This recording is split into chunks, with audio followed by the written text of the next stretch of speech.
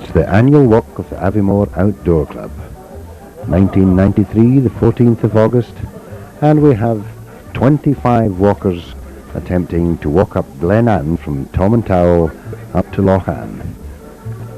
Actual walking distance is 18.5 miles to the Loch, plus at least 1.5 along the side of the Loch to the foot of the Shelterstone Crag, where we're going to camp for tonight. So it's 20 miles slog, some of it on tarmac road, certainly the first 6 miles, thereafter on Land Rover track, and for the final 3 or 4 miles an absolute commando course, getting through the peat and mud and following paths that have been trodden beyond all recognition.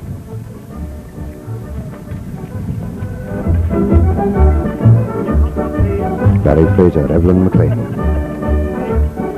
and a couple from Denmark who were intending getting married at Loch.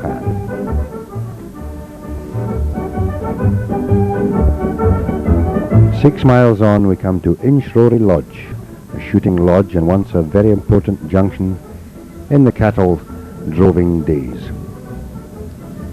where the glen comes from Dawn side through Glen Buirg. Also the River Ann meets the River Buirg, and here we have the Linn of Ann. Some 7 miles from where we left the bus to have a first tea break.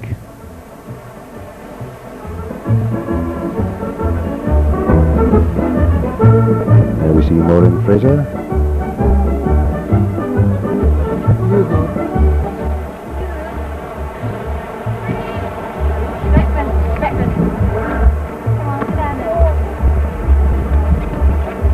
Fleming and Bridget, the Danish couple.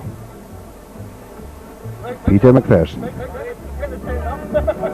Mark Graham.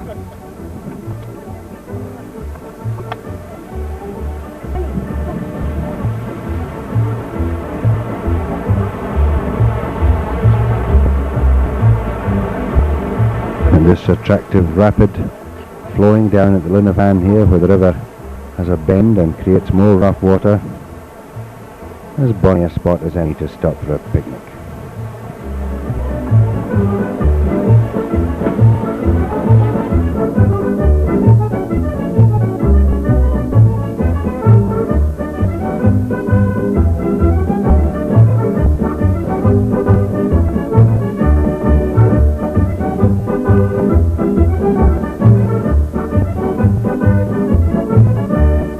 And there we have Ryan Young and Matthew Orr. Ryan's dad, Arthur, there in the green area. John Storrett, Ian Turner in the blue.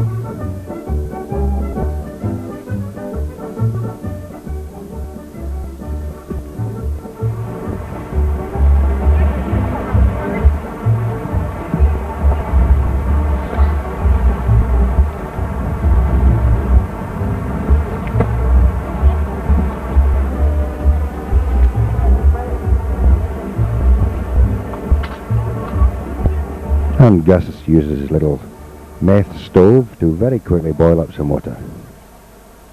And Gus's son doing a bit of serious map reading here to make sure we're still on the right route.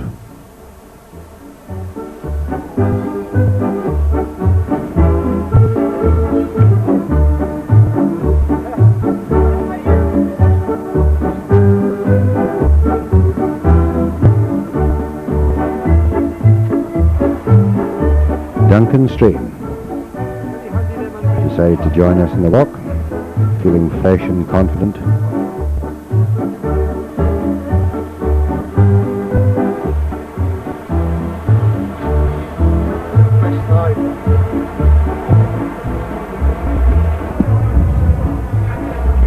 John Storrett and Ian Hindle. Stodd is a great man for the map. Winnie Fraser, this year taking along wife Maureen. And honey as usual.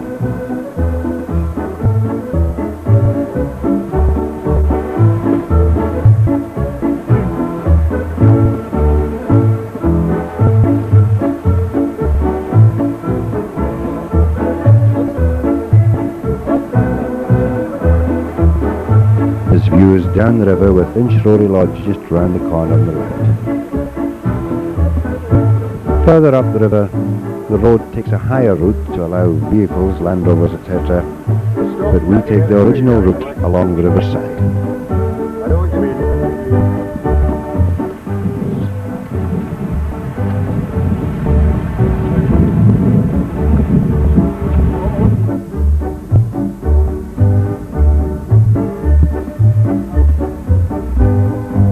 And at this point we're at the Ponyman's Hut, which is a hut set up at a junction where the River Ann looks up Loch, the name of the large corrie. Dara corrie, some 3 or 4 miles up Loch there, very popular with climbers.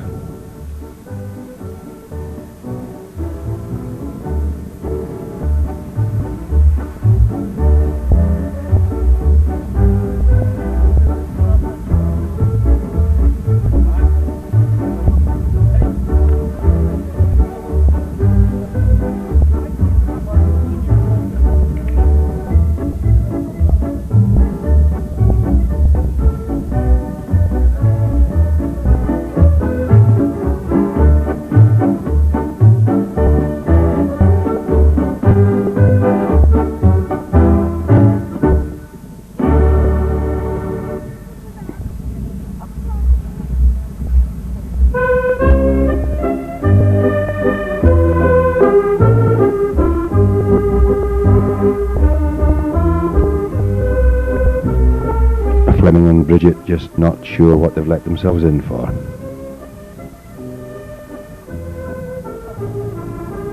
But the going hasn't been too bad up until now. However, it does take its toll with the heavy pack. Fatigue sets in a lot earlier. Nigel Fraser at this point discovers a blister and has to put a plaster on. And there we see the Ponyman's Hut. Just to the right we see Ryan and Matthew.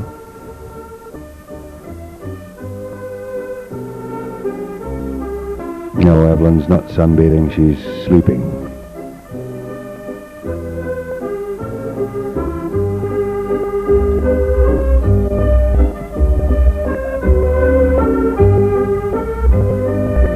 And the 2 young lads on the trip, so far showing no signs of fatigue at all. And there's Maureen Fraser looking down the glen.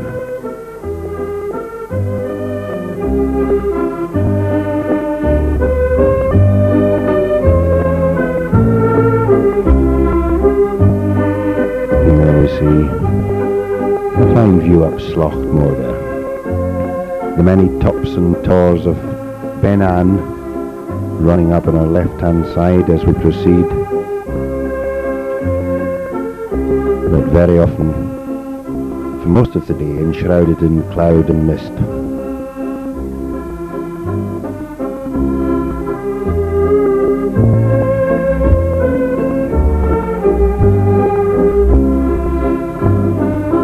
And we can see the footbridge, which is a suspension bridge across the River Ann, taking climbers and shooters, keepers, up into Slochmore.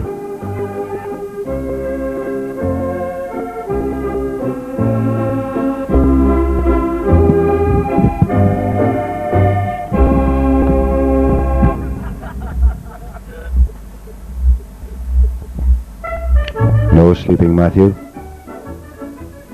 And Maureen Ward, who has been in training this season, but not over such a great distance as this one.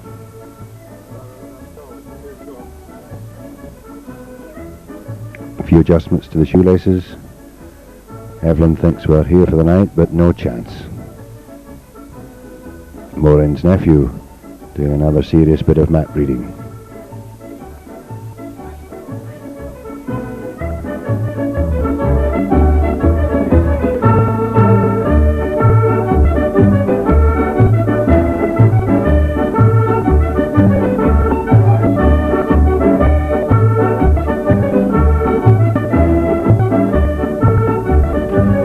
MacDonald, John Gould, Nigel Fraser, John Stott, Maureen Ward.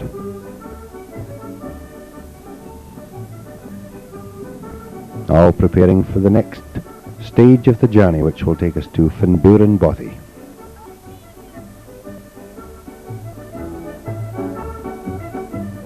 Trevor Gibb, who never tired for the 2 days of the trip.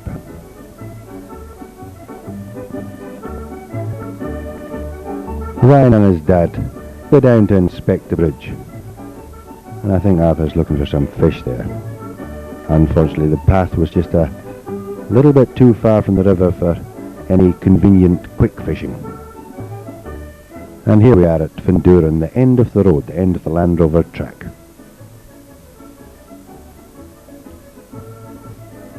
A stone-built bothy, come byre.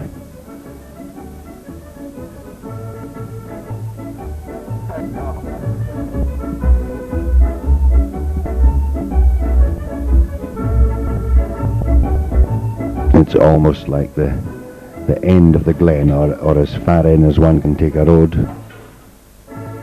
So it's possibly been used for cattle grazing at one time, with the crofter living right up here in the hills.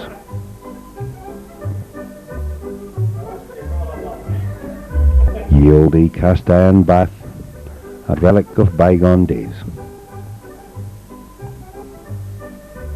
But one building at Finburen has been done up by the MBA, the Mountain Bothy Association, so that at least it's habitable or can be used for sleeping. And there's a fireplace.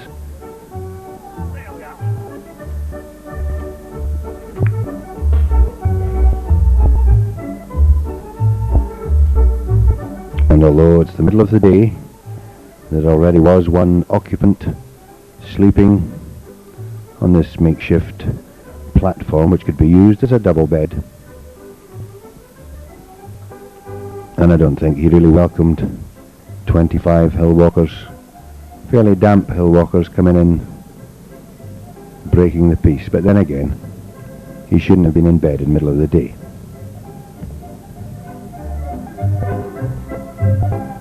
Ryan, Arthur, Duncan and myself decide to try a shortcut which had been recommended by previous walkers. We were to take the high road and try and cut the corner off the river and arrive at the fords of Avon Bothy. So we headed up from Finburen into the peaty hags and traversed across the slope high above the river. Looking back down, we see a view of Glenanne itself as it winds its way through the hills, way down towards Inshrory and Tomintoul.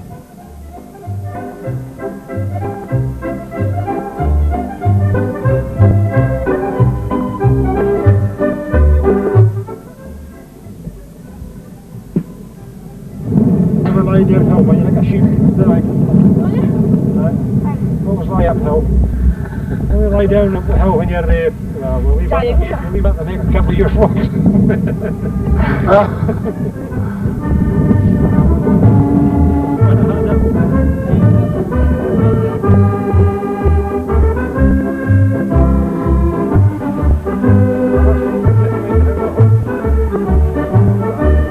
And we come down to rejoin the path about a mile before the fords of Avon Bothy.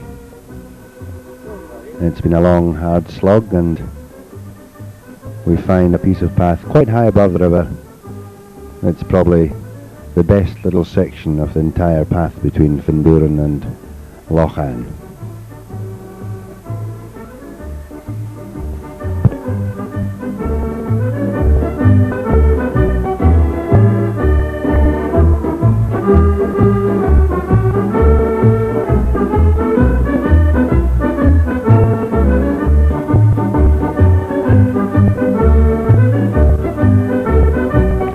Tell by the perpetual falls in the water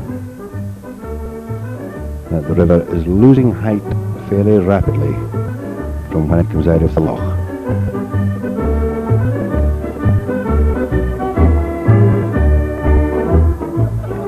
having got soaked, tired, exhausted, and spent the night under the huge rocks at the foot of the Shelterstone Crag. Sunday dawns with the sun shining and the fires are on to cook breakfast. Many missed out on the evening meal and the ceilidh, or intended ceilidh on the Saturday night. Exhaustion took over. Sunday morning was a new day.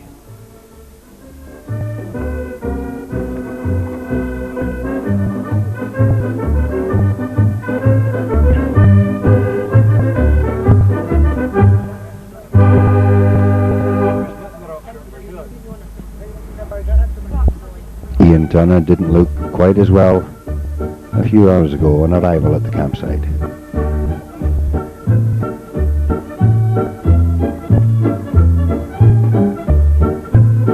Peter looks fine, and he certainly sounded fine. He was the last man I heard last night.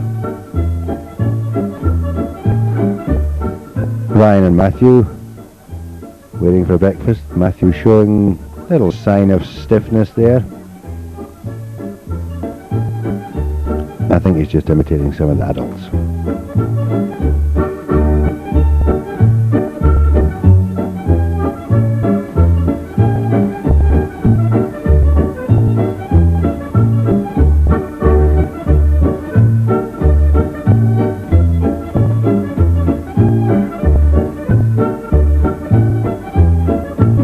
Looking up from the campsite, we can see some of the magnificent rock structures.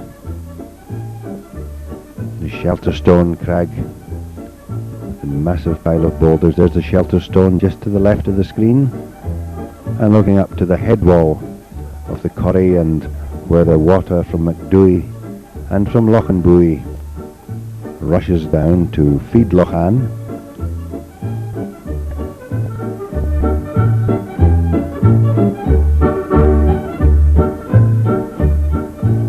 Some are all ready for the off. Some of the tents are down, packed. Some are still cooking.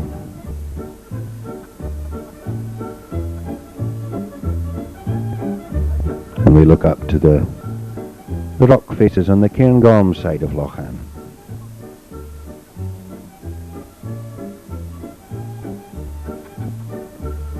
You can see some of the landslides.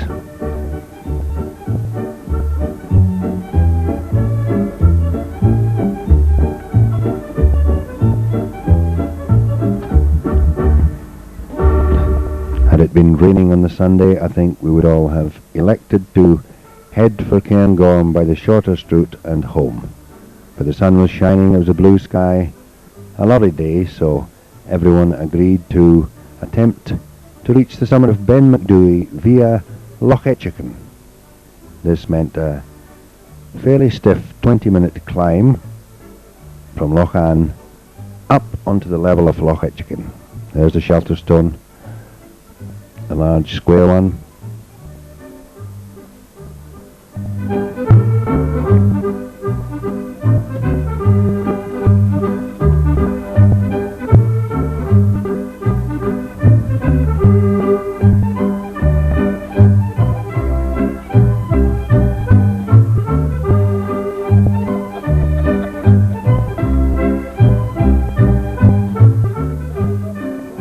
Trevor Gibb shares some grub with Matthew.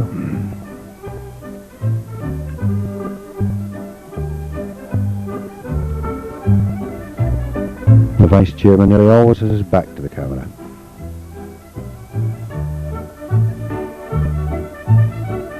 It's possibly the cameraman's fault.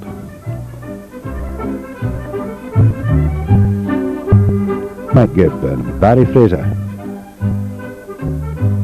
deciding the best way to fold up the tent. All the tents will be a little bit damp after last night's rain. Ian Turner looking anxiously at the climb up. So one group have set off, and the second group tackle the climb above Loch.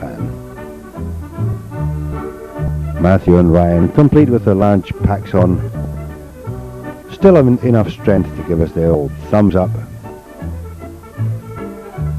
Although it's a daunting looking climb, it isn't in fact too bad. There's a path all the way, and there we get a fine view of the entire length of Loch, and we can see the saddle and here the beautiful colours at the beach end.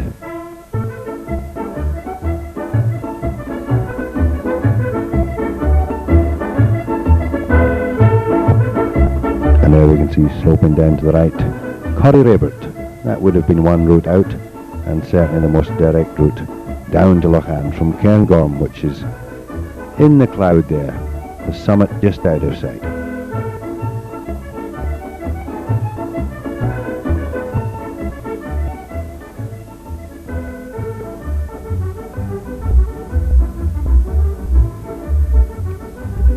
Stop for a breather. We've got Arthur, we've got Duncan, Matthew and Ryan.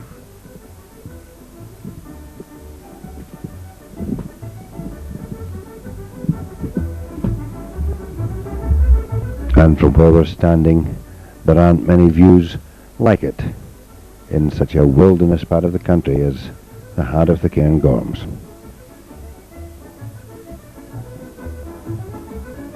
I don't think the young lads will forget this view. The memory may fade for a few years, but they'll be back.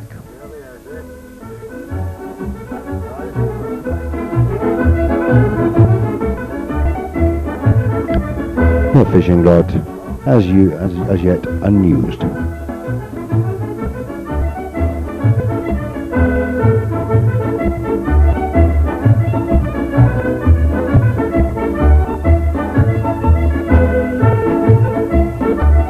Bridget and Fleming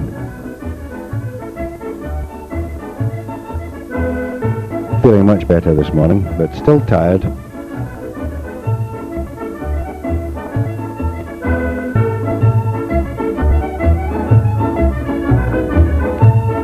And anyone who comes here can't fail to appreciate the remoteness, the wildness, and the spectacular views which we have on such a clear day as today.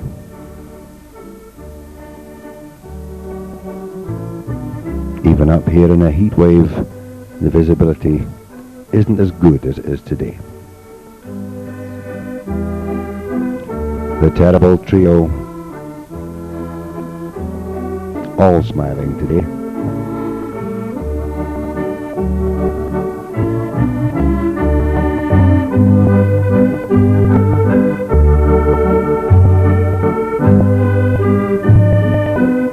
Matthew's keen to go, followed by Ryan. And here we see Loch Etchican. Etchican meaning juniper. There are junipers growing at very high level in many of the Scottish hills. And the little loch beside it is Little Loch Etchican, flowing down into Corrie Etchican where the Hutchison Memorial Bothy is, but we're not going down there today. We're carrying on round the loch and traversing up towards the summit of Ben MacDhu.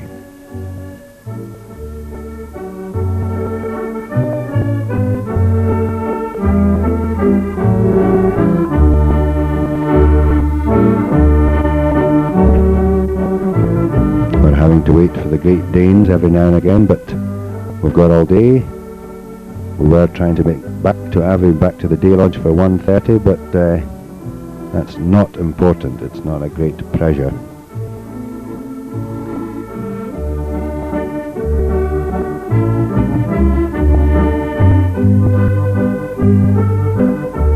Once you're up here, it's not the sort of area where you say, well, we'll rush through it today and come back tomorrow. It might be weeks, months, years before one comes back up to Loch Etchican.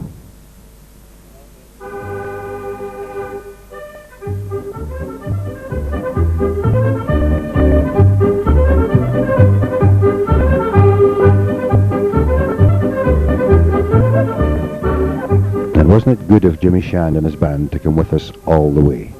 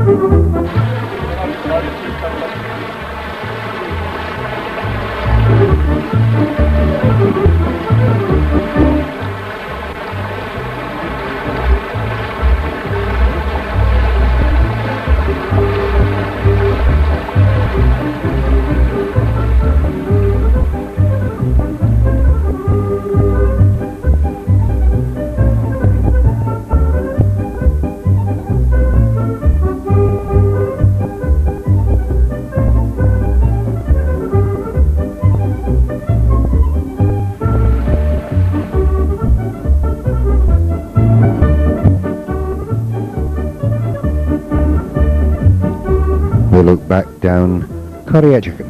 Although we can't actually see down the Curry, we've gone round the Loch and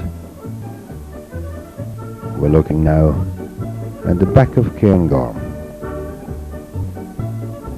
The back of Cairngorm from Aviemore, that is. And two little blips on the left are the summit and the weather station.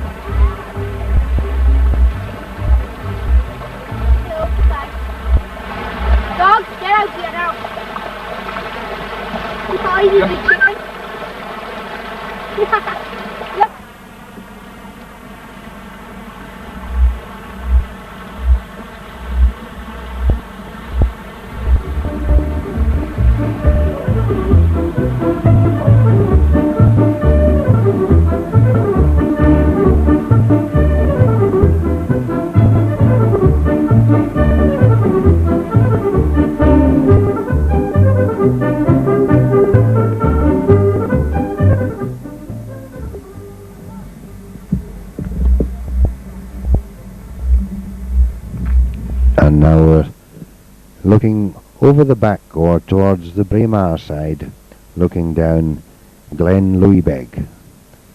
The Louisbeg burn disappearing towards the Forest of Mar, and there we have Loch Unya, or the Green Loch,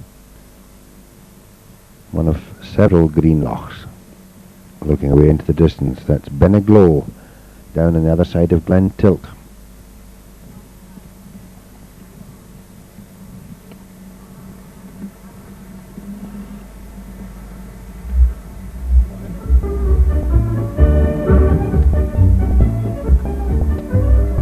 At the top of this corrie is quite dramatic rock faces going down into Glen Louisbeg.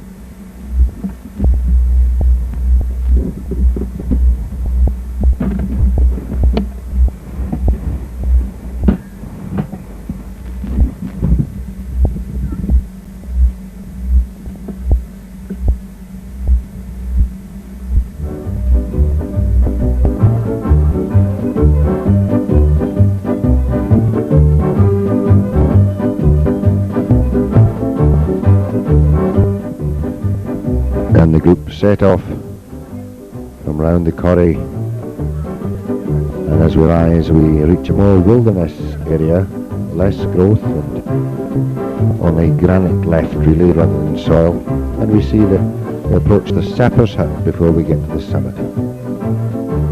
The sappers being engineers, young soldiers who did their Highland field training in the Cairngorms,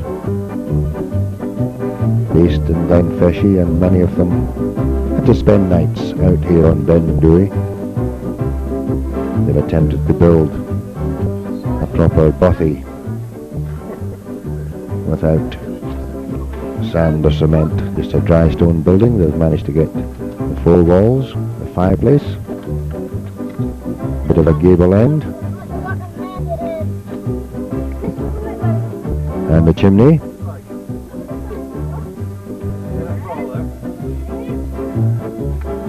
But whether it was ever completed as a building with a roof, we don't know. There's the other job. Sure kidding. Fleming and Bridget taking the packs off in slow motion. Duncan showing the strain. Forgive the pun.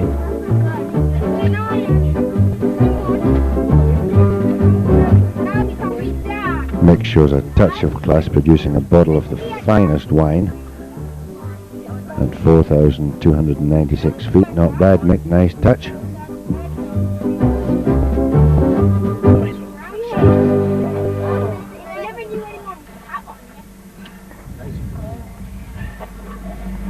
No, I never mix the barley with the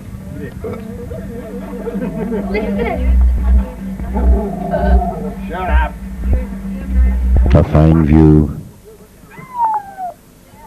looking east down the end of the Ladagoo. That's the River Dee way down there. Ben MacDhu in the distance. Devil's Point down there on the right.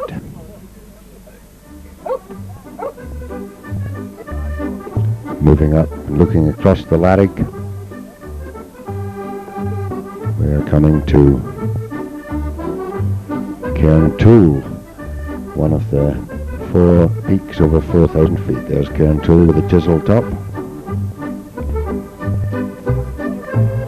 Just on the Braemar side of Reirich, but here we are on MacDhu, where we can see several little stone circles which have been built as windbreaks or shelters. And now on the summit, Ryan Young. If there's nobody standing on the top of Ben Nevis at the moment, he will be the tallest man in Britain.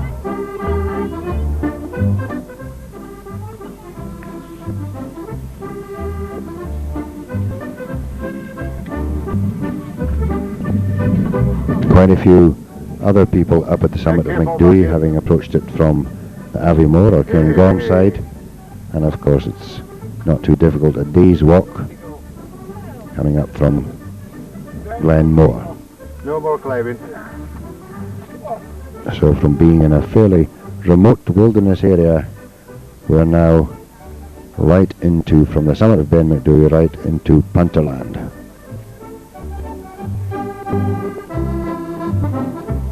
But nobody should be deceived by the welcoming summit of MacDhu. The weather can change, and preparation and equipment is absolutely vital up on this Ben MacDhu plateau. This area takes no prisoners when the weather turns nasty. And now an interesting find just off the summit, a little cairn commemorating a crashed Avro Anson aeroplane in 1942, almost exactly 51 years ago. This is the 15th of August, the crash was on the 21st of August. 5 crew were killed, and there are bits and pieces of metal lying around, which is just a little bit off the tourist track. Otherwise there would be no relics of the plane left at all. There's Angel's Peak, Gara Corrie, Corriebrochen on Breiriach. Some of the most magnificent corries in Scotland. And a view down to Aviemore through the Larrig. Lutch's Crag on the right. And now we come to a rather sobering find, one of the engines of the Avro Anson.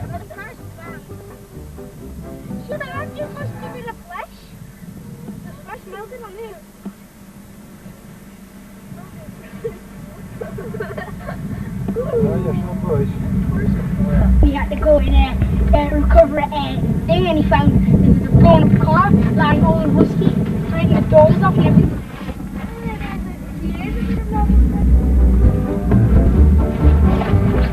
So there you are, boys. Look at that. Okay. Trust climbing to be the wrong way up. This is going to confuse the viewers.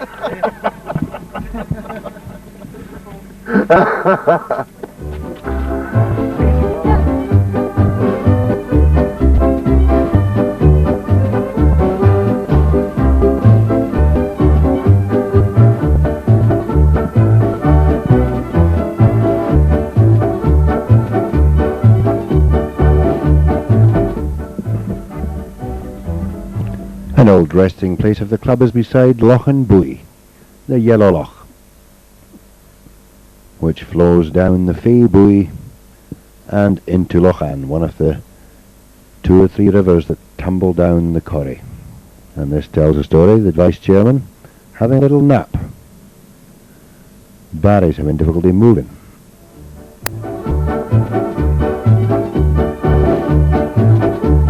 Not to mention Duncan.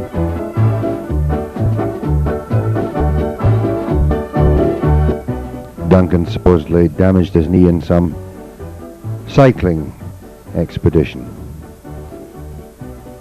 A likely story.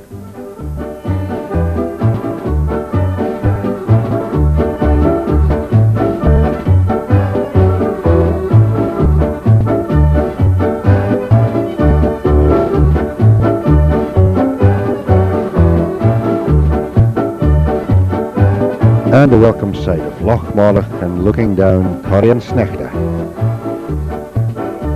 So we're almost home. Snechta itself has some fantastic dramatic views over the cliffs. And there we see the 2 paths, one on the right going to the summit, one on the left taking us to the cairn at the top of the Vehicle Ridge. The dreaded Vehicle Ridge, which is a descent nobody enjoys. Fairly steep, it's rough, and it's very hard on the feet, ankles and knee joints. Glenmore campsite.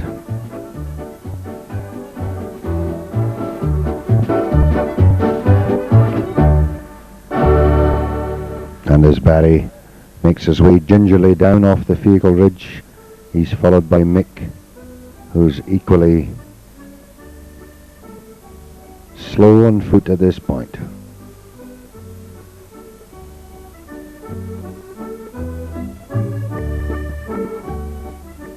Some say that the Vehicle Ridge takes the enjoyment out of the day's walking, but again, it's another challenge and gives a better feeling of achievement.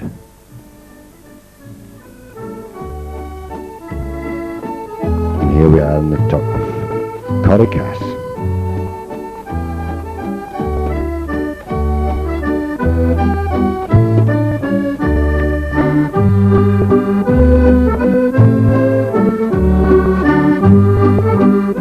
We can see the car park now, and just beyond, or just this end of the car park, out of sight, the building we're heading for, the Day Lodge. There it is.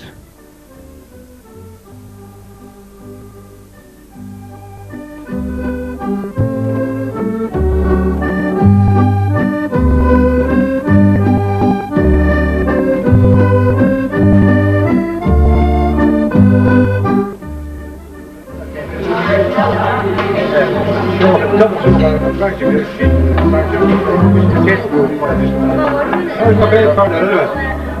There's my bed partner, that's suffering, I'll tell you.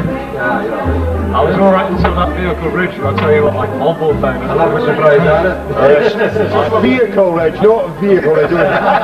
No vehicles up there whatsoever. Holy helicopter, Very high cape wellers. With frogs.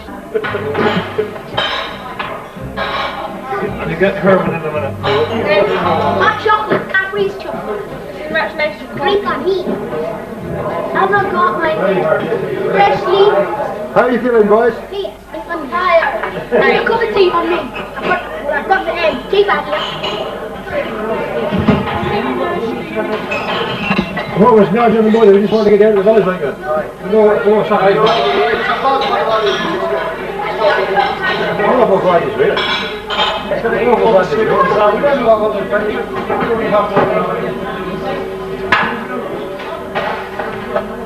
I don't even know that way.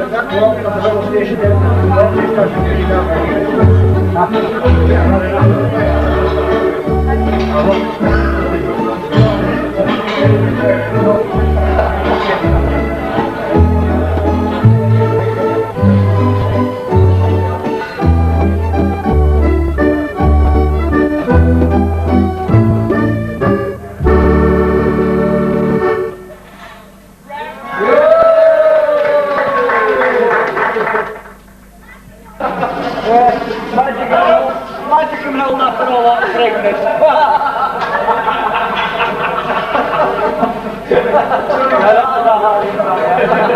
Who was the stand reporter? stop an hour.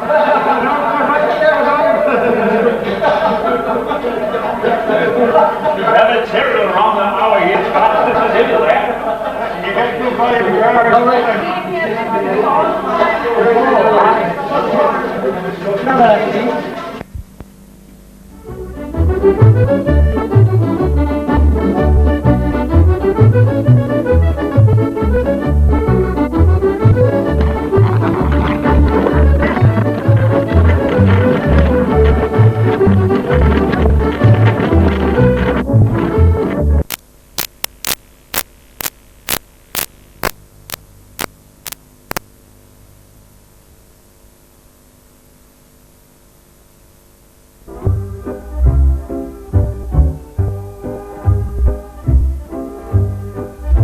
This little final descent down the Fecal Ridge can be quite torturous on the feet and on the ankles and on the knees.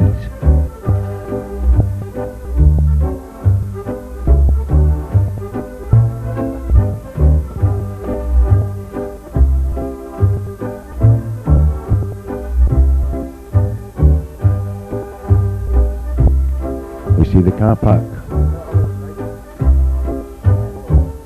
and the Day Lodge building, where we shall all meet before arranging the transport back to Aviemore. Thankfully the Day Lodge has a licence, is open all day, and Loch there, in the Day Lodge. The packs are off, and a welcome pint. The advance party, Winnie, Maureen, and already on to their second one. John's on to his second one. Ian Turner. The shaking head says it all.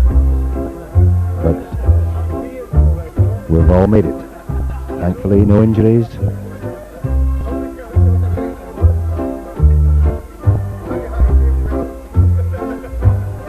Peter, I think, is on his third one. And Mark.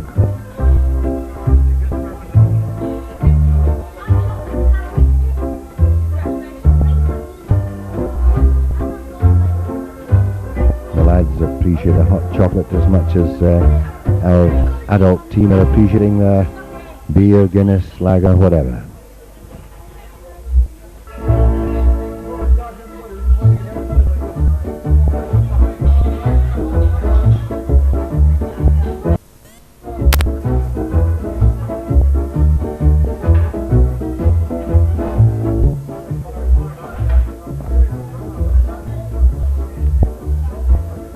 We still had our honeymoon couple to arrive.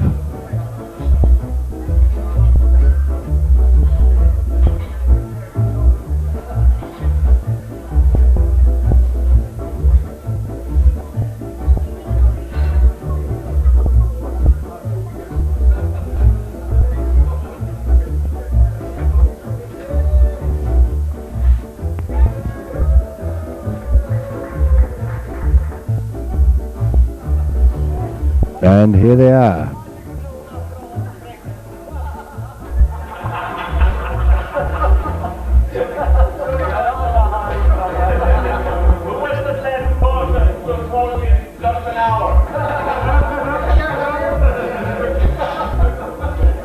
Lennon is concerned about the Scottish Times. We'll be there in an hour, somebody said.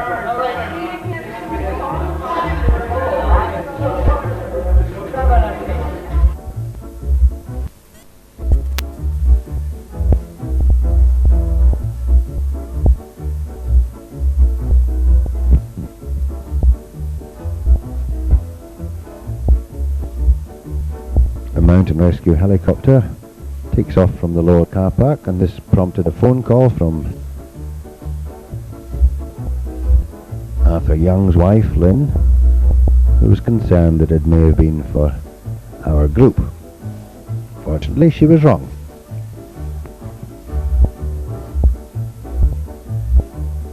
But RAF mountain rescue helicopters do train almost every weekend in the Cairngorms. But on many occasions, it's an actual call-out, an emergency that they have to attend to.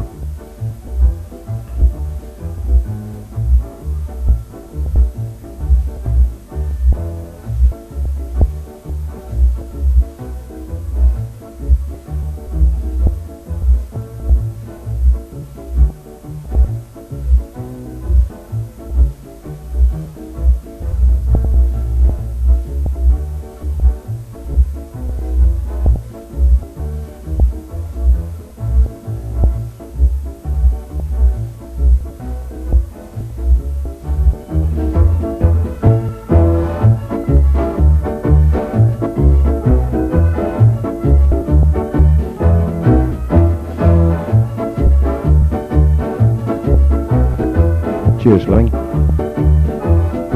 First today.